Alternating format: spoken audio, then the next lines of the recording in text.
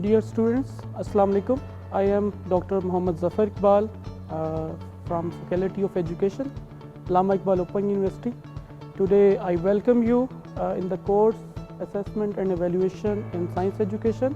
The course code is 6774. Today I will discuss with you item response theory, which is commonly known as IRT. Okay, the outline of today's presentation is first of all I will discuss with you item analysis in general, and then some viewpoints about classical test theory, because these two are related with each other. Without knowing the concepts of classical test theory, you cannot understand IRT. So we will discuss it as well. Then item response theory, basics of IRT, item response functions and item information functions, and then some assumptions related to IRT and parameters estimation in IRT, and then limitations, advantages and disadvantages of IRT. And at last I will discuss with you the applications of item response theory. Okay, first of all, item analysis, what it is actually. Item analysis provides a way of measuring the quality of questions, seeing how appropriate they were for the respondents and how well they measured their ability or traits. It also provides a way of reusing items over and over again in different tests with prior knowledge of how they are going to perform, creating a population of questions with known properties. This is actually known as test bank, or we can also say the item banks. Okay, item analysis, what we do in item analysis, we have two types of theories, major theories. One is classical test theory. You can see in the chart on the right side there is a classical test theory, and on the other side there is another theory, latent trait models. In latent trait models we have again two distinctions. One is IRT and the other is RASH models. You can pronounce it as RASH model, not RASH model. Some people pronounce it as RASH model. So in item response theory we have four models, with one parameter, with two parameters, with three parameters and with four parameters. When we have one parameter, that model of IRT is similar to RASH model, not exactly the same as the RASH model, but it is similar to the RASH model. RASH model has more characteristics than one parameter model of IRT. So we will discuss later on about RASH model as well, that what are the characteristics that RASH model has which makes it superior than one parameter model of IRT. Okay. So first of all, as I told you earlier, that we will discuss about classical test theory as well, because it is related with IRT. So classical test theory is the analysis, or the easiest and most widely used form of analysis. The statistics can be computed by readily available statistical packages or even by hand. You can manually calculate different types of statistics used in classical test theory. I will discuss you later on what are the different statistical tests. You can manually solve those tests for classical test theory. Classical analysis are performed on the test as a whole rather than on the items. It gives you the pictures, the parameter as a whole, not item wise usually. Although item statistics can be generated, it apply only to specific group of students and on specific collection of items. We cannot generalize the procedure of classical test theory, the findings of test theory for any other group. So the findings, the statistics of CTT can only be applied for that particular group from which you collected the data, and for only specific items you used in the test. Next, classical test theory is based on the true score. It is also called true score theory. The next is the equation. Observed score is equal to true score plus error. What is observed score? If you conduct a test and if you score that test, for example, a student gets 70 marks, that is his observed score, and that observed score according to classical test theory is equal to the true score of the student plus some error involved, either the test construction, either the test administration, either the assessment. So, classical test theory is basically focused on the true score, right. In classical test theory, we assume that the error is normally distributed among the students, uncorrelated with true scores, and has a mean of 0. These are the assumptions of test theory. Okay. Next, some limitations of test theory. Test theory only calculate item difficulty, discrimination, and ability are confounded. Sample dependent, item difficulty estimates will be different in different samples. You cannot generalize, as I told you earlier. It is difficult to compare scores across two different tests, not on the same scale. If tests are different on different scales, one is on nominal and the other is on interval or ratio scale, you cannot compare by applying classical test theory. Oftenly it is used on ordinal scale of measurement. It assumes equal error of measurement and all levels of ability.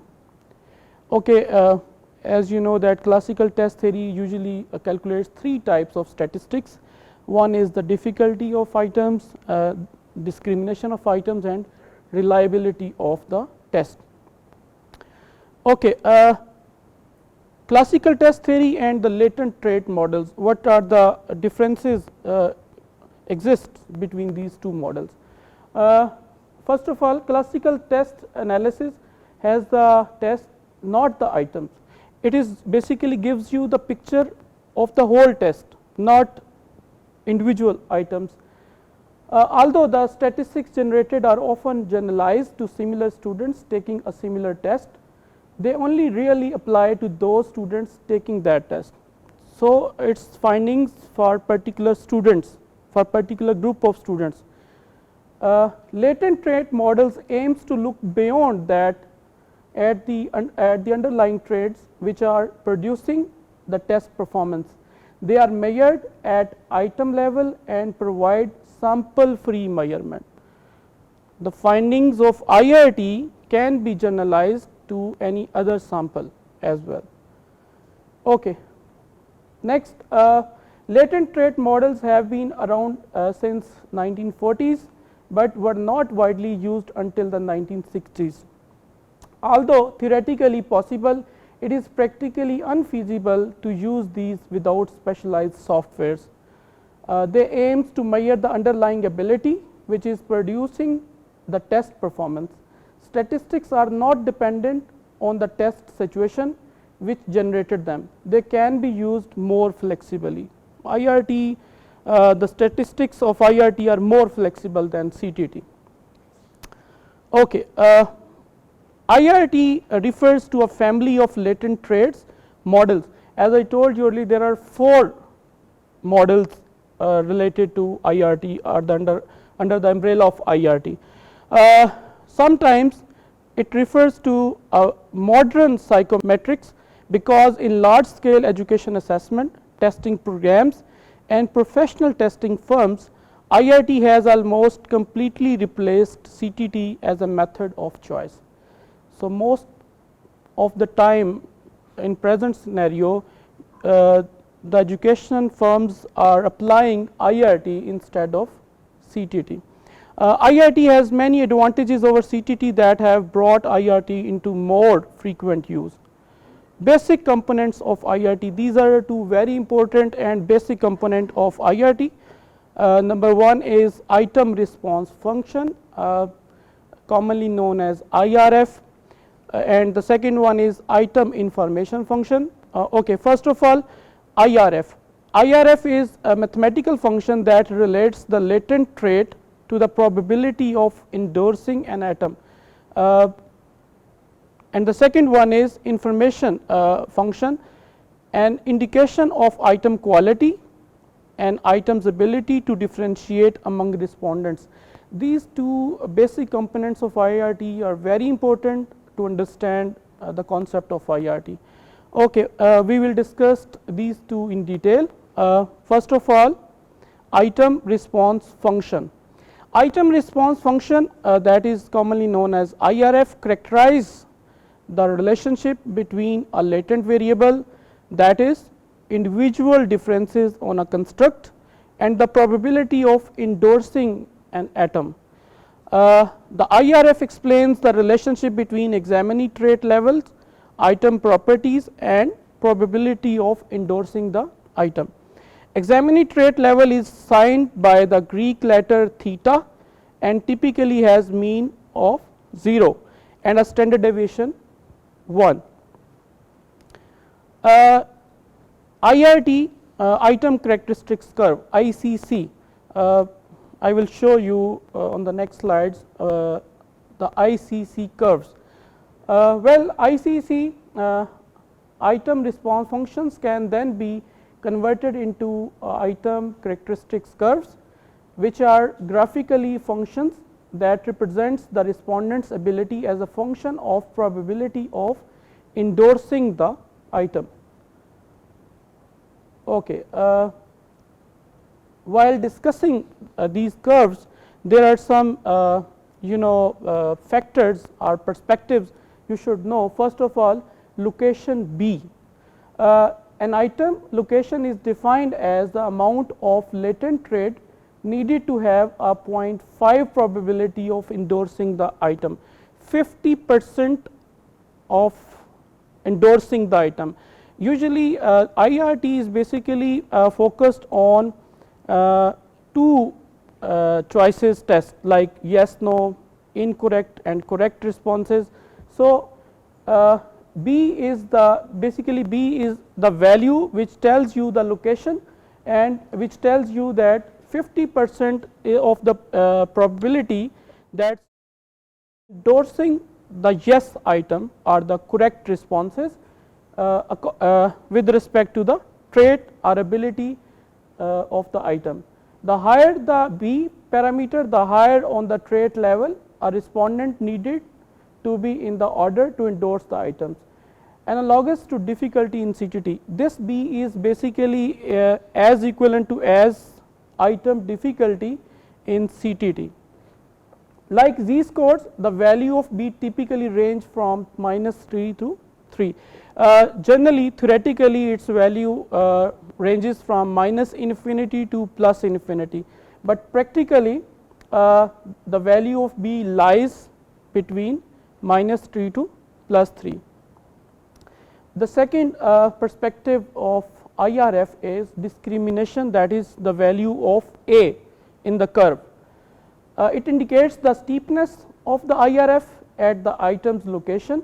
An item discrimination indicates how strongly related the item is to the latent trait like loading in factor analysis. This value of A is as equal as the loading in factor analysis. Items with high discriminations are better at differentiating respondents around the location point. Okay, this is what you are saying ICC, right. In ICC you can see on the left side there is probability of endorsing or selecting a correct response or endorsing a yes response on an item with reference to the latent trait measuring in the item or the ability measuring in the item. You can see in the middle 50% of the probability of endorsing the item if you mark on 0.5 and draw a line on the curve, and it gives you the direction to the latent variable. For example, it gives you the 0 value of B right. So, this B is the item difficulty, and this 0.5 gives you the probability of endorsing the item. So, first of all, whenever you have when you analyze the data by using IRT, you have to draw these ICC curves, and you have to explain these curves. And how can you explain the curve? You should see the 0.5 probability of endorsing the item, and then locate the difficulty level. See the next, yes, this is chart which shows you the same discrimination, same the steepness of the curves, but different difficulty levels. One is below the 0 point, and the other difficulty level is above the 0 point. So, the more the difficulty level is, the more the hard item is. Okay. In this case, the discrimination is same. The slope of these two curves at this particular point with 0.5 probability of endorsing the item is same. Discrimination is same, because the slopes are same at that particular point, but difficulty is different. And next slide is showing you two ICC curves for two items. It shows you different discriminations, because these two curves have different slopes at this particular point of 0.5 probability of endorsing the item, and with different locations, which gives you the information about different item difficulty levels. Okay. Next, item parameters, the guessing C point. C is what? The inclusion of a C parameter suggests that respondents very low on the trait may still choose the correct answer. In other words, respondents with low trait levels may still have a small probability of endorsing an item. This is mostly used with multiple choice testing.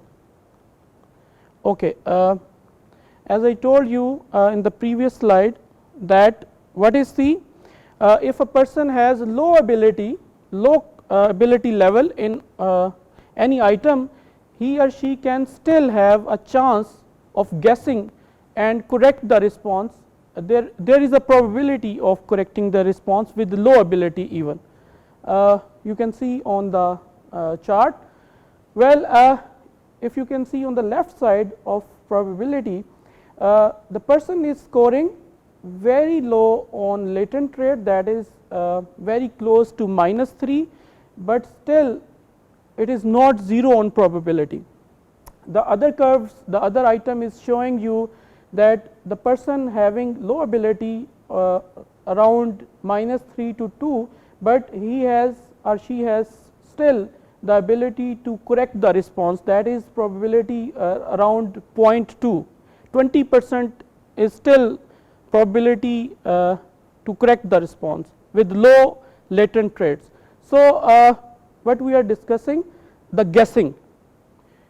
Guessing is what? C is basically gives you the value that a person with low ability on an item can score, can correct the response with certain low probability.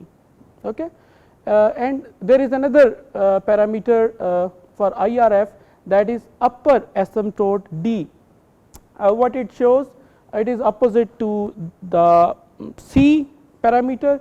The inclusion of a D parameter tells you what? It suggests that respondents with very high on latent rate are not guaranteed to have less than 1 probability to endorse the item. Often an item that is difficult to endorse. Okay. In this case, person have a high ability on an item, but he or she cannot be guaranteed to correct the response 100% or perfectly. There may be a chance that item is very difficult, and it is very difficult to correct the options, but he or she has the ability to correct that option, but its probability is less than 1, less than 100. You can see on the chart as well. you can see that a person with high ability like 2 or 3 on trait level, he or she can score less than 1%. It is not 100%, it is not every time that they can correct that particular item because they have the ability. It does not happen every time. Sometimes when the item is too difficult, they have the ability to correct that option, that item, but sometimes it happens that they cannot. Okay. So, it is called D asymptote. Okay, next item response theory have 4 models. First of all, this equation shows you the 4 parametric logistic model. How can you explain this particular equation? P is the probability of endorsing an item.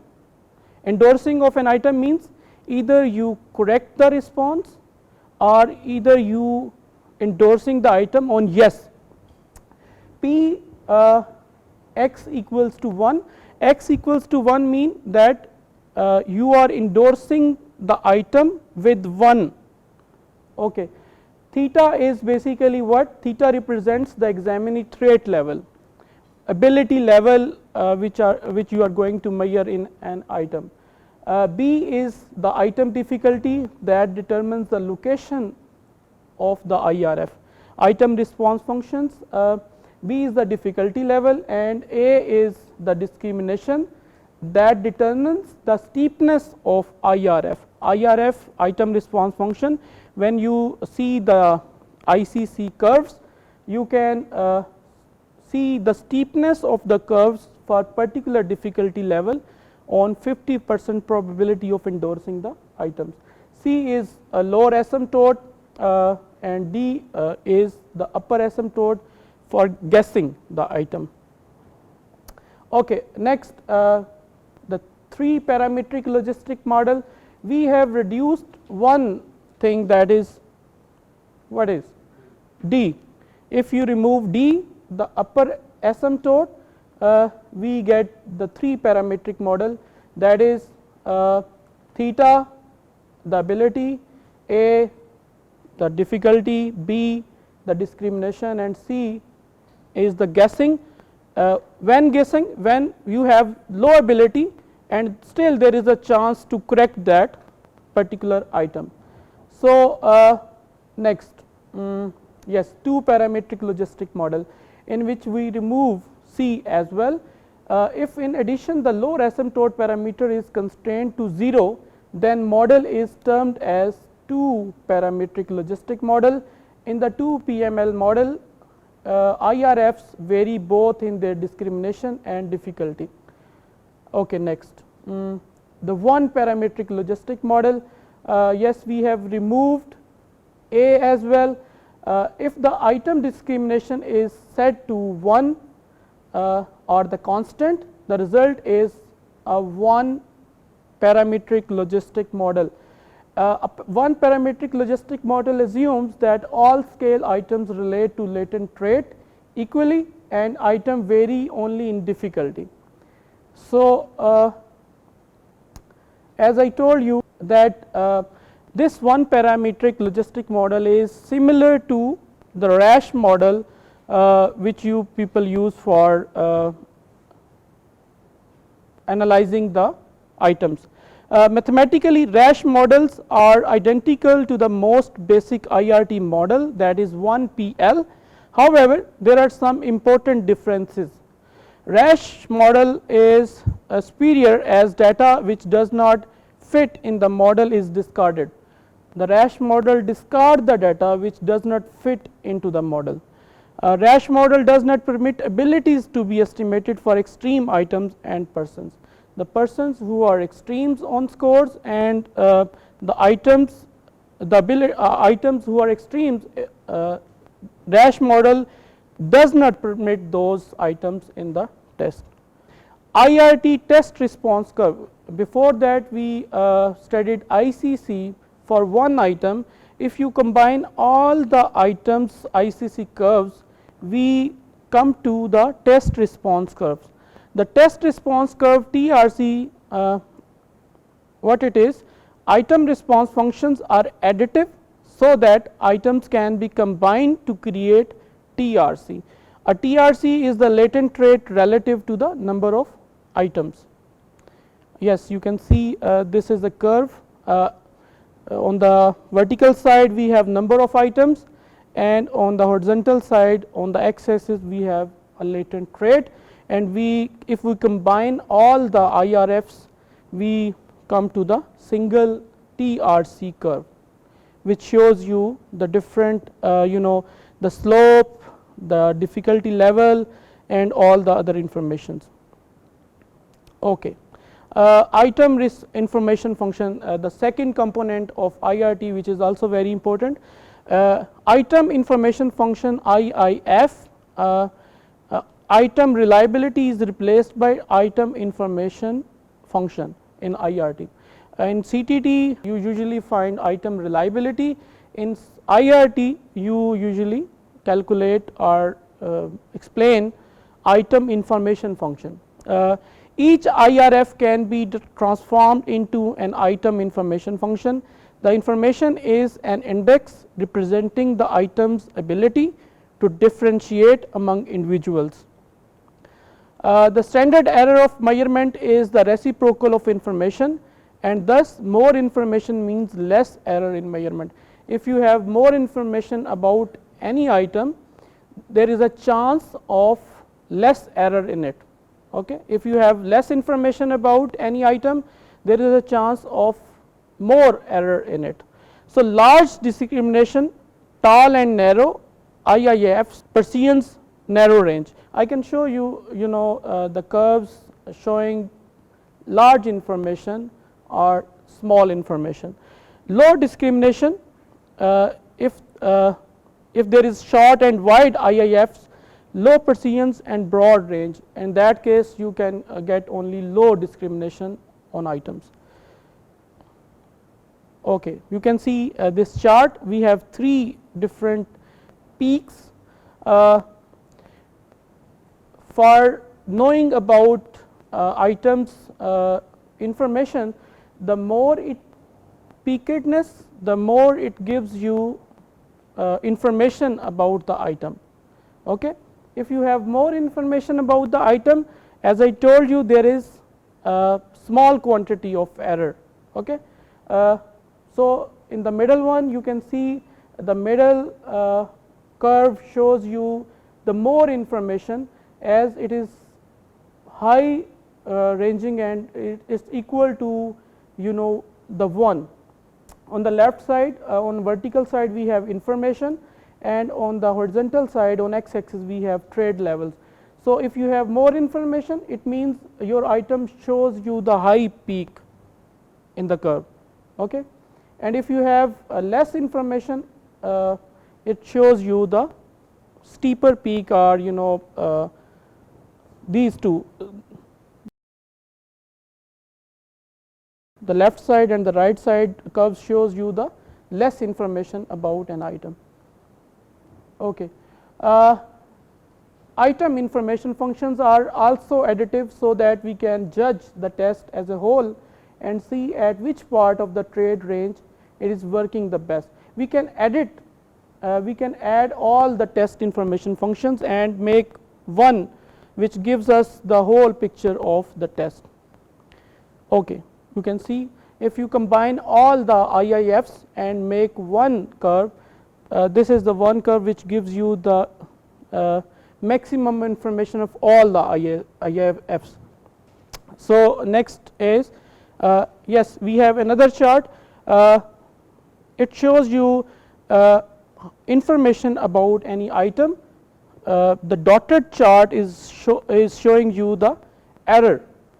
Okay. The more the information, there is less error. You can see when the information is at high range, the error is at low range, and when the information is at low level, is at high level.